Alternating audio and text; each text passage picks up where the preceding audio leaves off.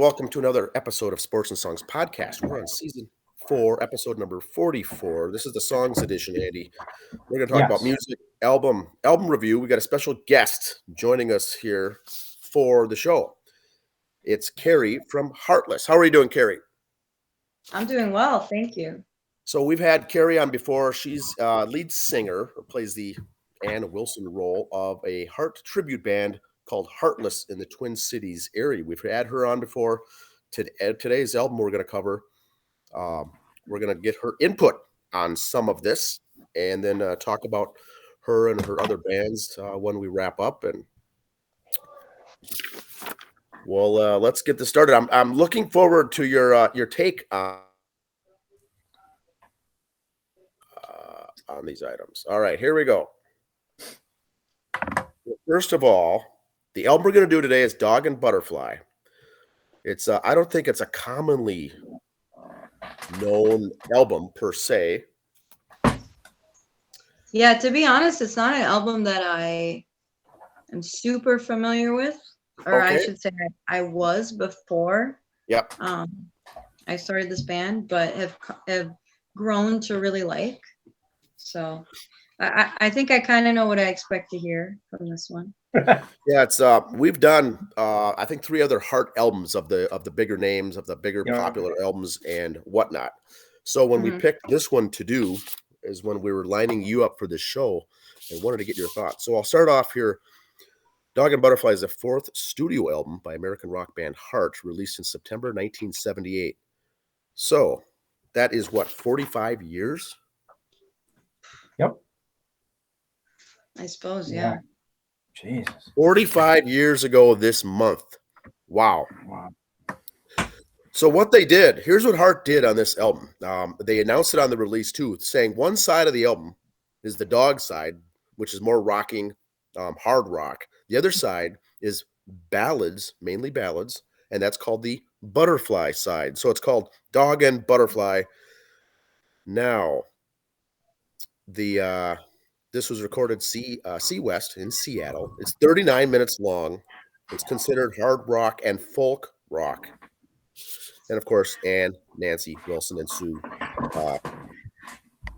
Ennis basically did all the writing for this. But it's basically a hard rock one side, ballads on the other. We're going to go through the songs and see how familiar you are with them as ourselves too. And even Andy, I'd like to get your thoughts Okay. on this as well. They open up with the song "Cook with Fire" on the dog side. So this is the rockin' side. They start off with "Cook with Fire." Any thoughts on that, Carrie? Yeah, so we actually do this one, and this is one that I guess when I started the band, because I'm more familiar with like, I mean, I would say, Dreamboat Annie, some of the hits off Little Queen, but also the 80s stuff. I didn't really know this song, and I can't remember who brought it up to do. Obviously another band member. But it's super cool because it's a live. There's a couple, I think, live versions on this album, and there's a great video if anyone wants to look it up on YouTube of them doing this live. They've got like these big drums on both sides of the stage, and just people like hitting these drums, because it starts with this really, starts with the drums, and it's a really kind of the vocals like just shredding, and it's awesome. So this is a song that I think is a great set opener. Okay.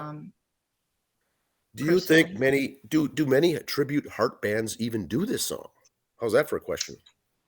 I mean, I don't know if I've ever seen any other Heart tributes, but this is definitely a song that I would say we would only do on a longer set, Okay. because it wasn't really a hit, like technically speaking. It's a If we deep did like it's a deeper track, but it's also really accessible. So if we did like a 2-hour show, I would probably include it. Okay.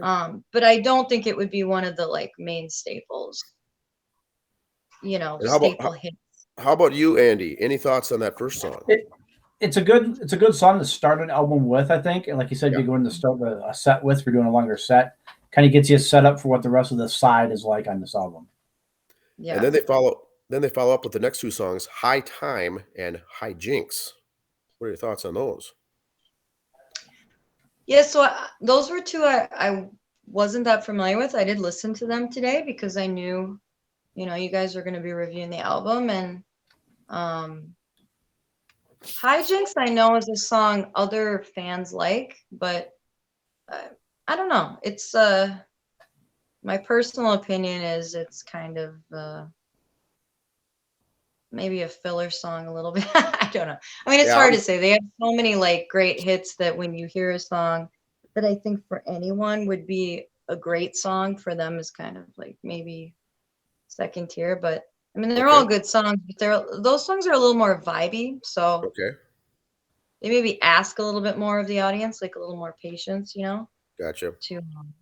I think both those songs are good background music because you have people over, you're playing cards or visiting. It's good background music, keeps your attention. Yeah. But you're not really like stopping your conversation to sing along either. You're just, hey, it's a good song, you just keep going. Yeah, they aren't the catchiest of songs, I guess. Yeah, I'm not a fan myself of either one, a big time, because the reason being the next song is Straight On, one of my all-time favorites from Heart at any level. Straight On, that song, one of my favorites. What's your thoughts, Carrie? Yeah, I mean, that's one of those songs that you have to do. If we had a 30-minute set, like Straight On would be on it, because it's a very unique song if you really think about it. Because it's very vibey. Again, it starts with like drums, bass, and just very rhythmic kind of song. But again, the vocals, the harmonies especially on that are really good. They're so precise on that song. So yeah, Straight On's, I mean, it's no surprise it was like one of their singles, a huge hit for them off of this album. I also would say the production on that song I think stands out from some of the other songs on this album. I would say the same thing about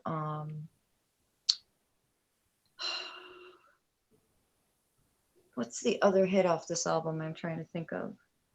Not Dog and Butterfly, but not Barracuda.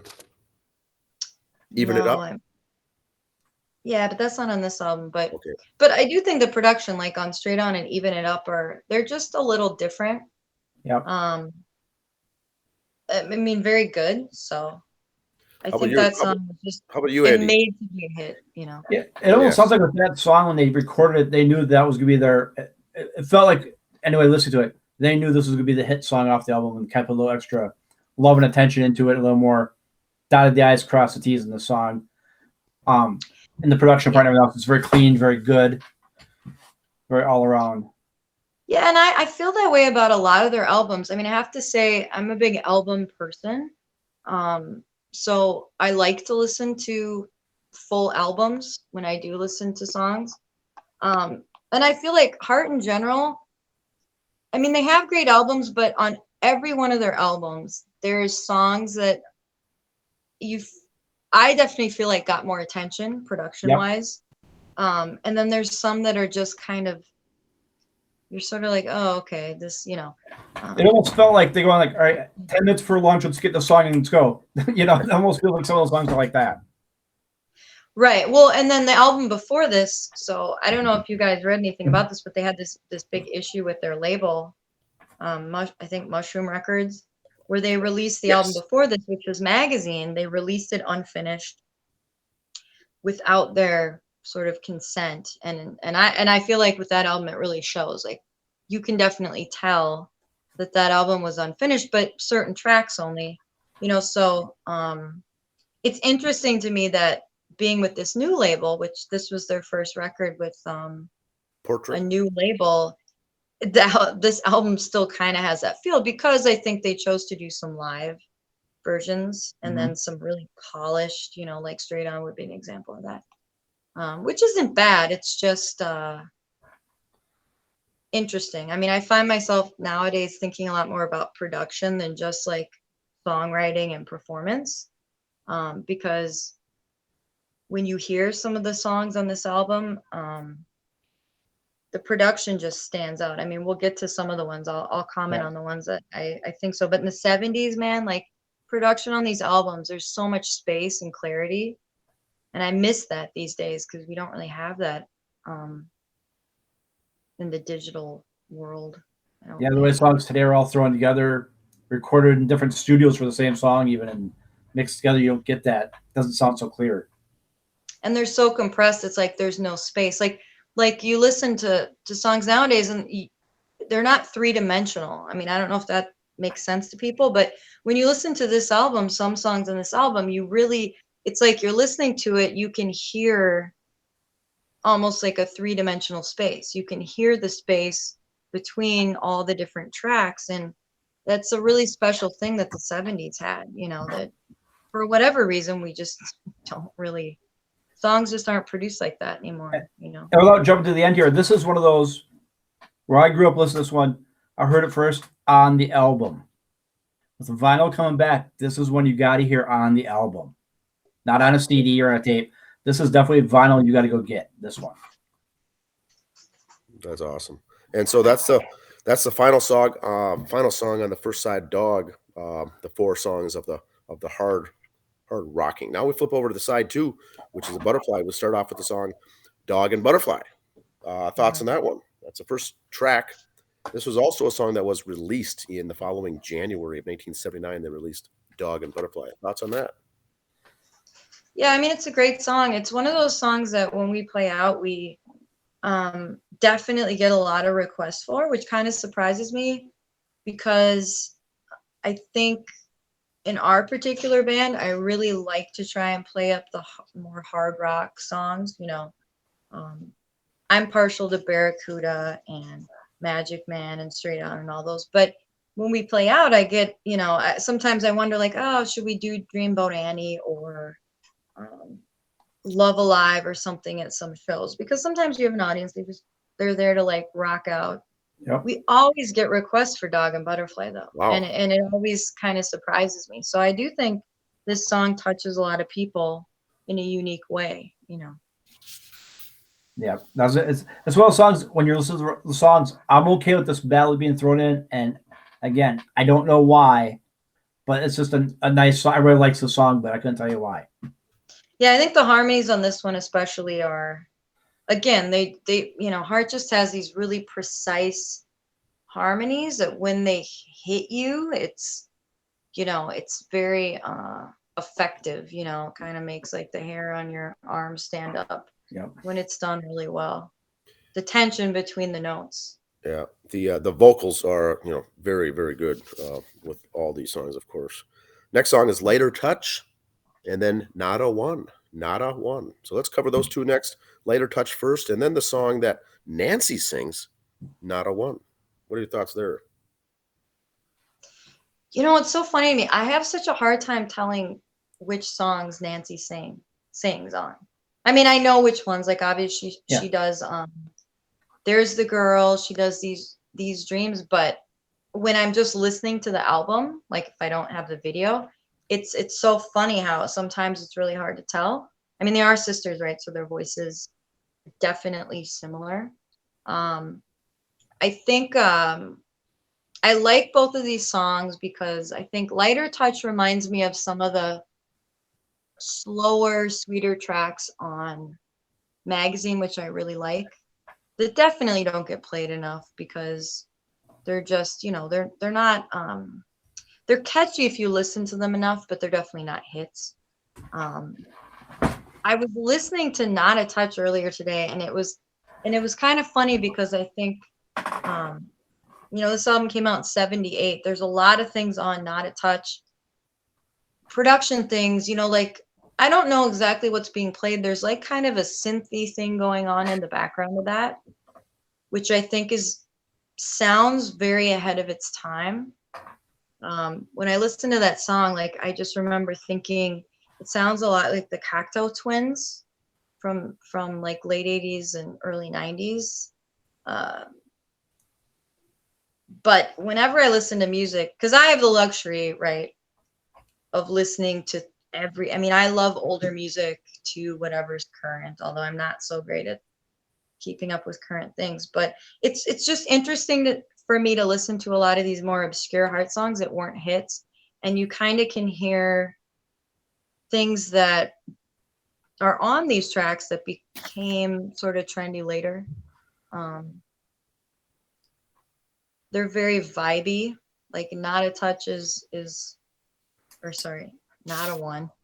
Lighter Touch, Not a One. Not a One is like a very kind of cool vibey song that I think is pretty unique. I would say that's, I mean, other than Mistral Wind, that's probably the most unique track on this album, and a little ahead of its time, in my opinion. And how about you, Andy? Yeah, there are very good songs. Like I said, I don't want to say they were ahead of their time on it, but it was just stuff that you didn't hear much then, and you hear more of now. So I don't know if they were experimenting with it, if they were. I don't think they're trying to be like, hey, let's set the trend. That wasn't their idea. I think they're just experimenting. No. It took off, you know.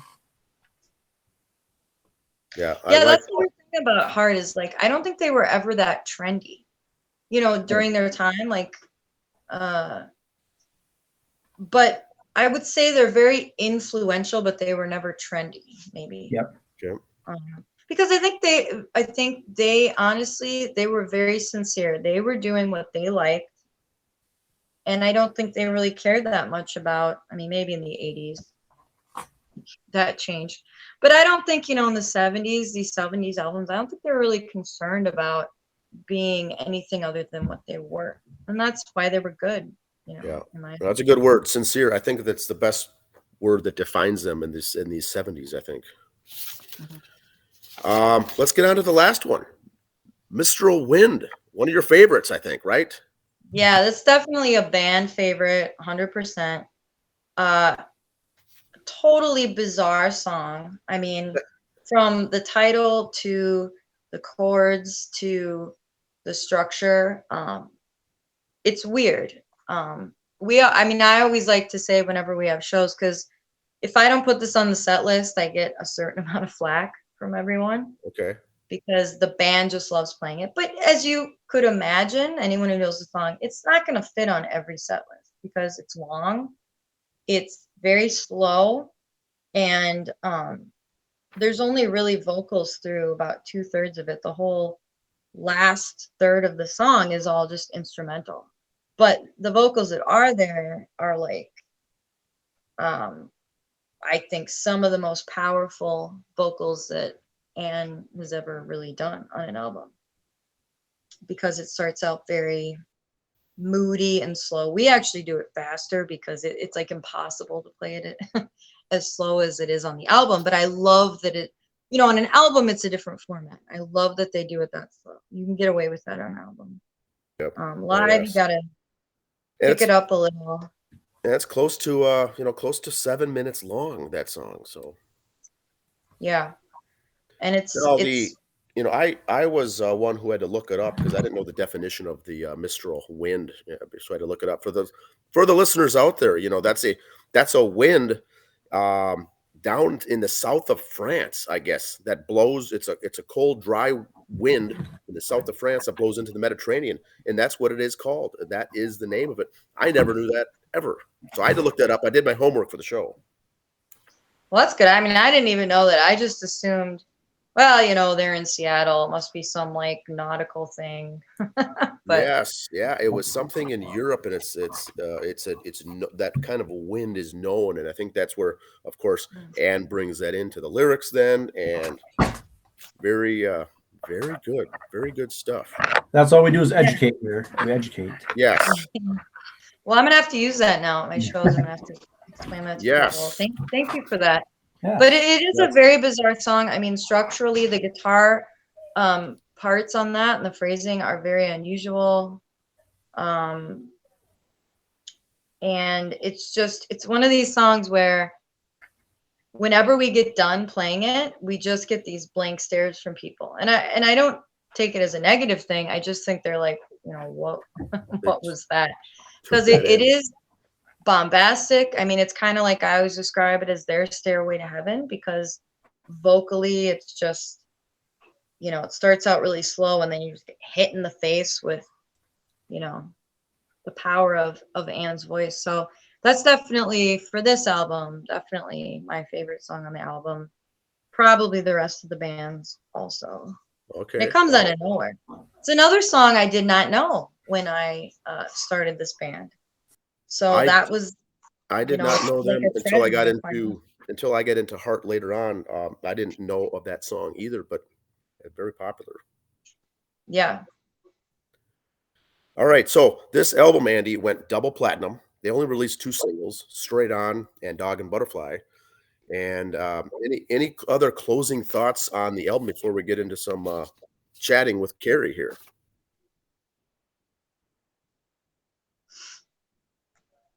I mean, I think it's a good album. I think it's definitely one that after being a fan of Dreamboat Annie, Little Queen's probably my favorite album. But I like Magazine too. It's like it's sort of like the last 70s, you know, Heart album. It's definitely worth a listen for people because I do think out of all their earlier work, it's probably the most neglected. But there's a lot of treasures on there. And So then I'd highly recommend it. I'll the probably be next listening to it more. the Yeah. next album that came up the next following year was "Baby Lestrange." It was 1980. Mhm. Yeah, and I'm not as familiar, you know, I have to say, like, I'm not as familiar with the later albums except Bad Animals. I really like that album.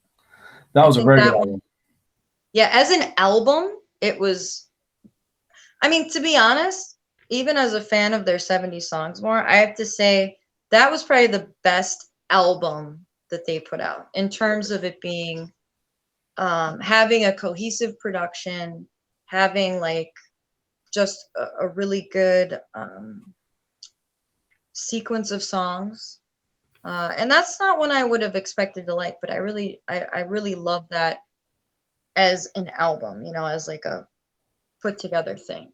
I feel like some of their 70s stuff, I feel like I could make a great album out of their 70s works, but to be honest, you know, from that perspective, some of those albums had, you know, I don't know, just seemed kind of unfinished, which obviously they had some issues with their label on that with some things.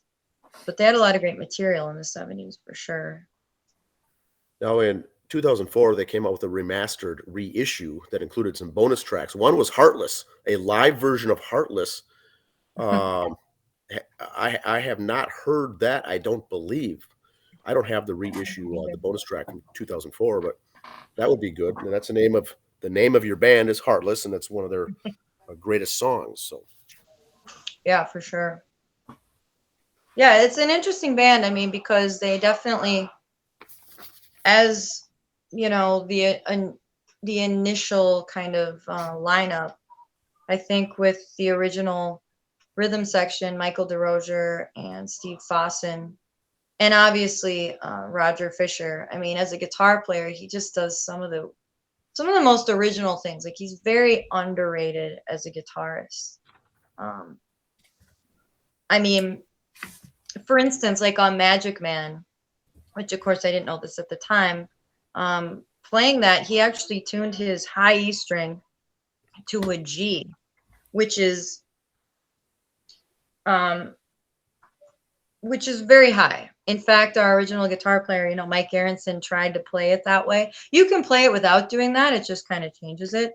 And I think he broke the string. But I mean, it's just that kind of forward thinking. Like Roger Fisher was really trying to do some unique things on guitar in the 70s when, you know, it's like there was all kinds of classic sort of guitar playing going on.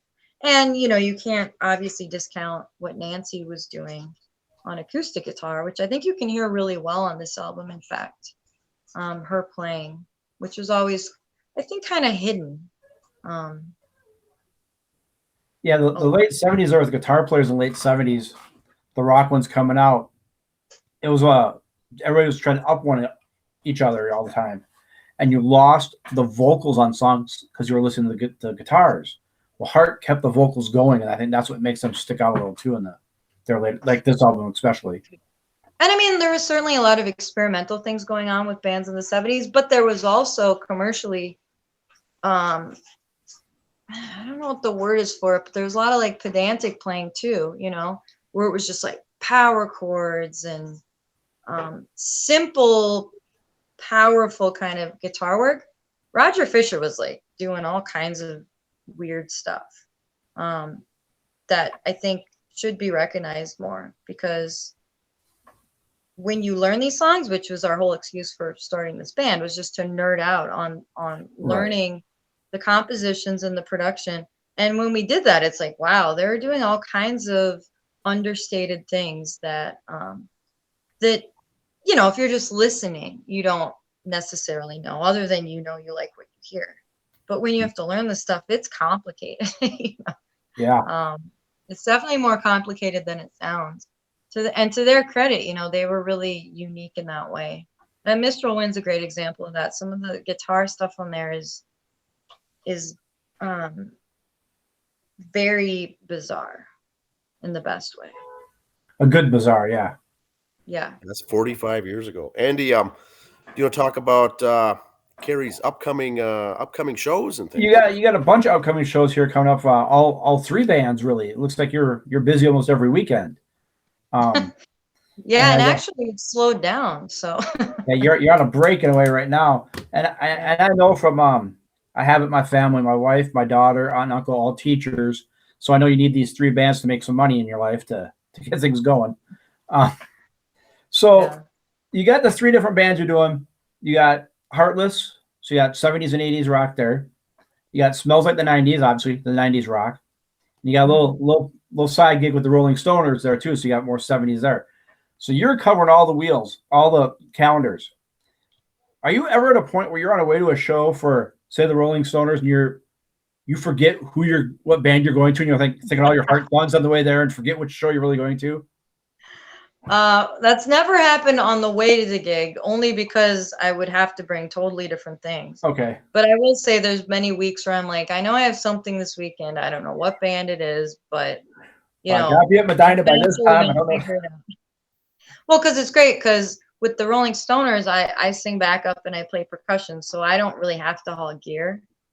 So, I mean, I love those shows because it's like I can show up late. I don't really have anything to load in. I just have to be there for sound check. But the other ones, it's like guitars, amps, you know, pedal board.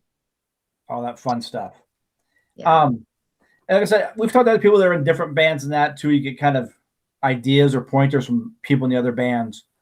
But have you ever had the Smells Like the 90s and Heartless play together at the same venue on the same night? I've never had the 90s band and Heartless. I think there might have been one gig with the Stoners and Heartless. I think, but it really, in general, it hasn't overlapped much because, you know, I mean, with all three bands, we can cover an entire night, and this is just one of those sort of practical things when you're in a band. I mean, I've played in a lot of original projects where it's more normal to do like a 45-minute set, so you're always going to be playing a gig with like, you know, one or two other bands. But with these kind of cover tribute bands, it doesn't make a lot of sense from a money perspective to split the night. Even though with Heartless, I like to, because even though we can play 3 hours of Heart, not many people want to hear 3 hours of Heart. So, you know, we'll be like maybe halfway through the night, and then you get a different turnover of crowd, and they want to hear all the songs we did the first set. You know what I mean? So it just becomes tricky in that regard. But same with the Stoners. I mean, the Rolling Stones. Yeah. I mean, you could play 6 hours, and people would still get mad you missed the song. Yeah, and then with the 90s, it's the same thing. It's hard to figure out what songs to pick. So it's really just more of like, it'd be fun to do that, but it's a little bit logistically impractical. You personally could do your own Trib Fest with those three bands. What's that? You do your own Trib Fest with those three bands one night. Yeah, we could. I mean, I've been in so many tributes. It's like, it's true. And it's really unfortunate, you know, with getting ready to move, I've had to pull away from some bands. I was in a Supertramp tribute band Oh, that okay. they're still going to come out, called the Supertramps. So if you see any shows in the future, you have to check them out. I was in a Foreigner tribute, but it's just like at this point, the bands need to get people in there who can do the thing, and so. Supertramp's a band. My brother's 8 years older than me, and when I was younger, he got me into them because I got his hand me down to albums and tapes all the time. So Nice, that yeah. was one of those I remember getting a lot of. Now, like you say, you will be moving at the end of the year. Mhm. No offense, but you said you used to do backup and percussion with the Rolling Stoners, so they'll live on. What about the other two bands? What's going on with that? Well, actually, so for the Rolling Stoners, it's hard to say, what's possible. I'm definitely open to trying to fly back to do some shows. With the Rolling Stoners, that's what we do with our guitar player. He lived in Montana for the last couple of years, so that band, I think can. We play fewer shows, and try and just capitalize on doing bigger shows so it's possible. But with the 90s band, I'm not sure. I think they'll probably try and get another singer and continue on. I hope they will. Because that band actually I didn't start. I joined that band.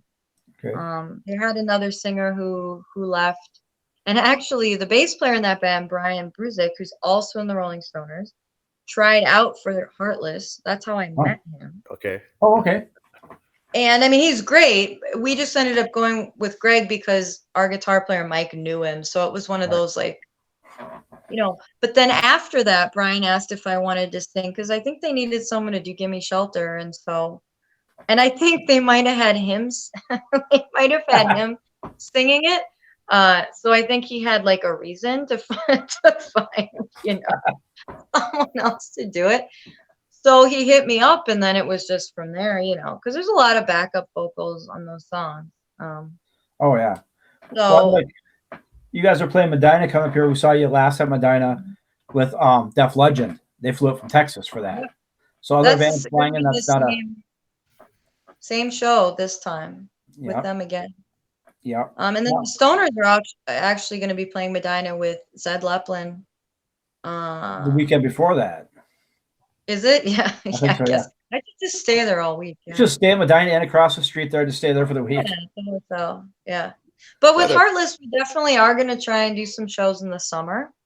I think,